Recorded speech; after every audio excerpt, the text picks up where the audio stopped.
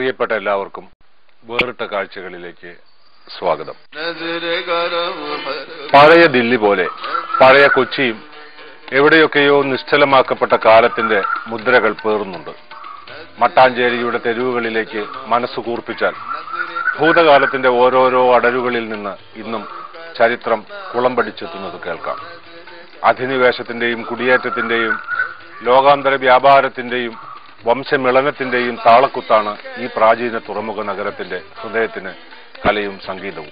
മിശ്ര സംസ്കൃതിയുടെ സർഗാത്മകമായ അരാജകത്വവും ജനിതകമായി തന്നെ ഇതിന്റെ ചോരക്കുഴലുകളിലുണ്ട്. അറിഞ്ഞും അറിയാതെയും ഓർമ്മകളിൽ തിളങ്ങിയും വിസ്മരിക്കപ്പെട്ടും കടന്നുപോവുകയോ ജീവിക്കുകയോ ചെയ്യുന്ന മട്ടാഞ്ചേരിയിലെ കലാകാരന്മാർ സ്വയം ഒരു വംശപാരമ്പര്യമൊക്കെ.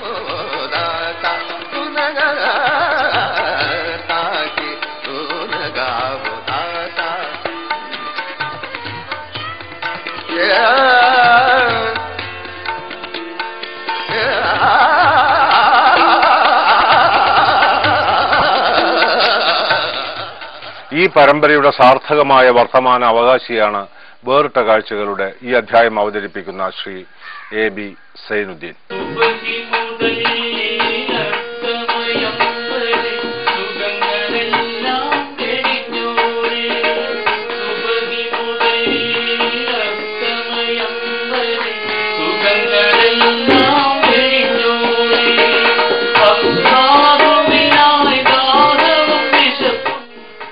ചിത്രകാരനും ഗായകനും സംഗീത സംവിധായകനും കവിയുമായ സൈനുദ്ദീൻ ചോക്കു കഷ്ണങ്ങളിൽ പ്രതിമകൾ കൊത്തിയെടുക്കുന്ന ശില്പി എന്ന നിലയിൽ യശസ്സിന്റെ പുതുവെളിച്ചത്തിൽ നിൽക്കുകയാണ് ഇപ്പോൾ.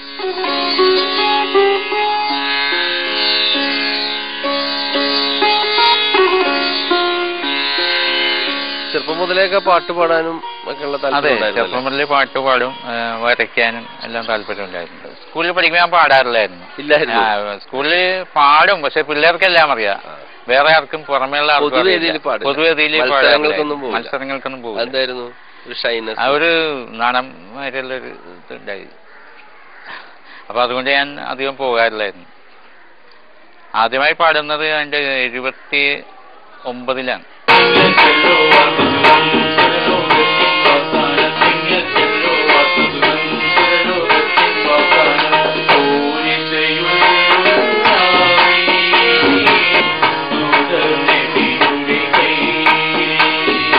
സംഗീതം ശാസ്ത്രീയമായിട്ട് പഠിച്ചിട്ടുണ്ടോ? ശാസ്ത്രീയമായി അങ്ങനെ അധികമൊന്നും പഠിച്ചിട്ടില്ല. ഒരു 4 മാസം നടേശ മാസ്റ്റർ കൂടി പോയി ഉണ്ട്, അത്രയേ ഉള്ളൂ. ഈ ഹിന്ദുസ്ഥാനി സംഗീതമായിട്ടുള്ള അത് എന്തെങ്കിലും പഠിച്ചിട്ടുണ്ടോ? ഹിന്ദുസ്ഥാനി പഠിച്ചില്ലെങ്കിലും ഗസല് ഞാൻ ട്യൂൺ ചെയ്ത് FM റേഡിയോയില് ഒരു 4-5 പ്രോഗ്രാം നടത്തിയിട്ടുണ്ട്. FM-ല് ഗസല് പാടിയിട്ടുണ്ട്. അത് നമ്മുടെ കാവാലം ശ്രീകുമാറാണ് അതിനുള്ള ചാൻസ് തന്നത്. മട്ടാഞ്ചേരിയിലെ തെരുവുകളിലൊക്കെ ഇങ്ങനെ ആളുകൾ ഓരോരുത്തരും എല്ലാവരും പാട്ട് ആസ്വദിക്കുന്നവരാണ്. അപ്പൊ എന്റെ വീടിന്റെ അടുത്ത് ഒരു നൈന മാഷ് ഉണ്ടായി. അപ്പൊ അവരുടെ വീട്ടിൽ നിന്നാണ് ആദ്യമായി ഞാൻ നൈന മാഷ് അവിടെ ഒരു അബ്ദുൽഖാർ വക്കീൽ എന്ന് പറഞ്ഞു. അപ്പൊ നൈന മാഷ് അങ്ങേരുടെ അനുജനാണ് നൈന മാഷ്. അപ്പൊ അങ്ങേരെ എല്ലാവരും വിളിക്കുന്നത് പീപ്പിളി നൈന എന്നാ. പീപ്പിളി നൈന, അങ്ങേര് ക്ലാരിനെറ്റാ വായിക്കുന്നത്. അപ്പൊ അങ്ങേരെ പീപ്പിളി നൈന എന്നാ അറിയപ്പെടുന്നത്. അപ്പോ അങ്ങേരുടെ വീട്ടില് എല്ലാ ഗായകരും വരും. H Mehboob, Zero Babu, CO Anto, Yesudas, Hindustani സംഗീതജ്ഞരായ അല്ലാരക്ക, അതേപോലെ ബിസ്മില്ല ഖാൻ, രവിശങ്കർ, ഇങ്ങനെയുള്ള വലിയ വലിയ കലാകാരന്മാര് അവിടെ വന്നിട്ടുണ്ട്. അപ്പൊ അവരെല്ലാം വളരെ ചെറുപ്പം മുതലേ എനിക്ക് കാണാനുള്ള ഭാഗ്യം ഉണ്ടായിട്ടുണ്ട്, ആ കാലം മുതൽ. അപ്പൊ അങ്ങനെയാണ് സത്യത്തിൽ എനിക്ക് മ്യൂസിക്കിനോട് താല്പര്യം ഉണ്ടായത്. പ്രത്യേകിച്ച് ഒരു പ്രോഗ്രാമല്ല, രാത്രി ആകുമ്പോൾ കൂടും. എല്ലാ രാത്രികളിലും അവര് ഇങ്ങനെ കൂടുമായിരുന്നു. 3 മതവിഭാഗങ്ങളെ പറ്റിയും നല്ല അറിവുണ്ട്. ഇത് കൂടാതെ തമിഴിൽ എഴുതിയിട്ടുണ്ട്. സിനിമയ്ക്ക് വേണ്ടിയിട്ട് പലപ്പോഴും പുള്ളി ശ്രമിച്ചിട്ടുണ്ടെങ്കിലും എനിക്ക് തോന്നുന്നത് ഈ മാഷ്ടെ ഒരു സ്വഭാവ രീതിയും മാഷ്ടെ ആ ഒരു രീതിയെല്ലാം സിനിമയ്ക്ക് ചേർന്നല്ല. എന്ന് വെച്ചാൽ കഴിവിന്റെ കാര്യത്തിൽ ഞാൻ പറഞ്ഞത്, സിനിമയുടെ ഒരു രീതിയും കൊണ്ടല്ലോ, ഒരു എല്ലാം വളരെ ഫാസ്റ്റാണ്. അവിടെ കഴിവിനേക്കാൾ ഉപരി വേറെ എന്തൊക്കെയോ ഇടിച്ചു കയറണം. അപ്പൊ ഞാൻ മാഷ് അറച്ചു നിൽക്കരുത്, നമ്മൾ അറച്ചു നിൽക്കുന്നിടത്ത് മറ്റുള്ളവർ ഇടിച്ചു കയറും. അപ്പൊ മാഷനോട് പറഞ്ഞത്, ഞാൻ ഇങ്ങനെയൊക്കെ നാളെ ഞാൻ ഇടിച്ചു കയറേണ്ട അനീഫ് എന്നെ കണ്ടാൽ വിചാരിക്കും മാഷക്ക് എന്ത് പറ്റിയെന്ന് എന്നോട് ചോദിക്കും. അപ്പൊ അതുകൊണ്ട് അത്രയ്ക്കും ഒരു സൗമ്യനായിട്ടുള്ള, ശരിക്കും പറഞ്ഞാൽ 100% ഒരു കലാകാരൻ എങ്ങനെയായിരിക്കണം, എങ്ങനെ പെരുമാറ്റത്തിൽ, അത് മാഷിൽ നിന്ന് ഞാൻ പലതും പഠിച്ചിട്ടുണ്ട്. കൊച്ചിയിൽ നടക്കുന്ന പല കല്യാണ വീടുകളിലും മാഷ് പാടാറുണ്ട്. ഒരു കല്യാണത്തല എന്ന് പറഞ്ഞാൽ ഇവിടെ ഏറ്റവും പ്രാധാന്യം. മാഷെ ആദ്യം കാണുന്ന ഇങ്ങനെ കല്യാണ വീട്ടിൽ പാടുന്നത്, പിന്നെ അതുപോലെ ഒപ്പനയ്ക്ക് പാടുന്നത്.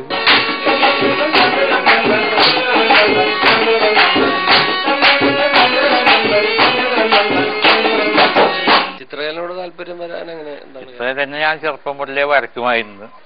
സ്കൂളിൽ പഠിക്കുമ്പോ ചിത്ര രചനയ്ക്ക് സമ്മാനങ്ങൾ കിട്ടിയിട്ടുണ്ടോ? കിട്ടിയിട്ടുണ്ട്, ധാരാളം സമ്മാനങ്ങൾ കിട്ടിയിട്ടുണ്ട്. ചിത്രകല പഠിച്ചിട്ടുണ്ടോ? അതെ അതെ, MRG ദത്താൻ മാഷാണ്, സ്കൂൾ ഓഫ് ആർട്സ് എറണാകുളം, ഷേനാസിന്റെ അടുത്തായിട്ട് വരും. അതെന്ത് കോഴ്സാണ് പാസ്സായത്? KGT. ചിത്രങ്ങൾ ഏകദേശം ഒരു 500 ചില്ലാനം ചിത്രങ്ങൾ പഠിച്ച്. ചിത്ര പ്രദർശനം നടത്തി? പ്രദർശനം ഇതുവരെ നടത്തിയിട്ടില്ല, അതിന് ആരും മുൻകൈ എടുത്തിട്ടില്ല. എനിക്ക് അതിനുള്ള കഴിവുമില്ലായിരുന്നു, അതുകൊണ്ട് ചെയ്തിട്ടില്ല ഇതുവരെ. അല്ല, ഇപ്പോ ചിത്രകാരന്മാരെ പ്രോത്സാഹിപ്പിക്കുന്ന ഒരുപാട് സംഘടനയുണ്ട്, പക്ഷെ എന്നെ ആരും പ്രോത്സാഹിപ്പിച്ചിട്ടില്ല ഇതേവരെ. അല്ല, അതിനോട്ട് ശ്രമിച്ചിട്ടുണ്ട്, ശ്രമിച്ചിട്ട് പോലും ആരും തിരിഞ്ഞു നോക്കിയിട്ടില്ല എന്നുള്ളതാണ്. അതില് വലിയ ദുഃഖമുണ്ടല്ലേ? ദുഃഖമുണ്ട്, വളരെയധികം ദുഃഖമുണ്ട്. കാരണം നമ്മൾ ഇത്ര അധികം കഷ്ടപ്പെട്ട് ചെയ്തിട്ടും ആർക്കും അത് ഒരു നല്ല കലാരൂപമായിട്ട് തോന്നുന്നില്ല എന്നുള്ളതാണ് എനിക്ക് വിഷമം.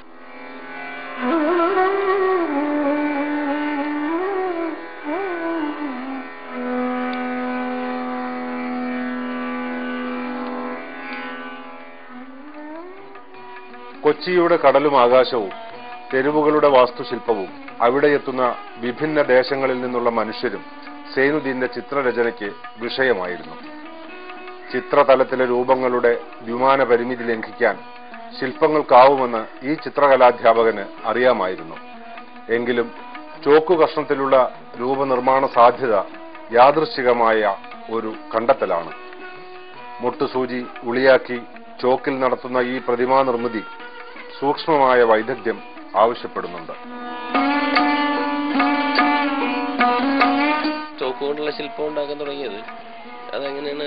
അത് ഒരു ദിവസം സ്കൂളിൽ വരച്ചുകൊണ്ടിരിക്കുമ്പോൾ ചോക്ക് താഴെ വീണു. അപ്പൊ എനിക്കെന്തോ ഒരു രൂപം പോലെ തോന്നി. അപ്പൊ ഞാൻ ഓർത്ത് എന്തുകൊണ്ടിങ്ങനെ ചോക്കില് രൂപം ഉണ്ടാക്കിക്കൂടാ. അങ്ങനെയാണ് ചോക്കില് ആദ്യമായി ഉണ്ടാക്കിയത് ഒരു വഞ്ചിയാണ്. അത് കഴിഞ്ഞ് ഗണപതി ഉണ്ടാക്കി. അങ്ങനെ ഓരോ രൂപങ്ങൾ ഇങ്ങനെ ഉണ്ടാക്കി. അപ്പോൾ ഓരോ മനുഷ്യരെ ഉണ്ടാക്കാൻ നോക്കി. അപ്പോൾ വളരെ ബുദ്ധിമുട്ടാണ്. കാരണം നമുക്ക് എല്ലാ വശങ്ങളും അറിഞ്ഞിരുന്നാൽ മാത്രമേ ഈ ചോക്കിൽ രൂപം ഉണ്ടാക്കാൻ പറ്റുള്ളൂ. മുട്ടുസൂചി വെച്ചാണ് ഈ ചോക്കിൽ രൂപം. പൊടിഞ്ഞു പോകും. ഇതിപ്പോ നമ്മളിപ്പോ ഒരു 10 ചോക്ക് വെച്ച് ഒരെണ്ണം ഉണ്ടാക്കിയാലേ ഒരു ചോക്കിലെങ്കിലും നന്നായി കിട്ടുള്ളൂ.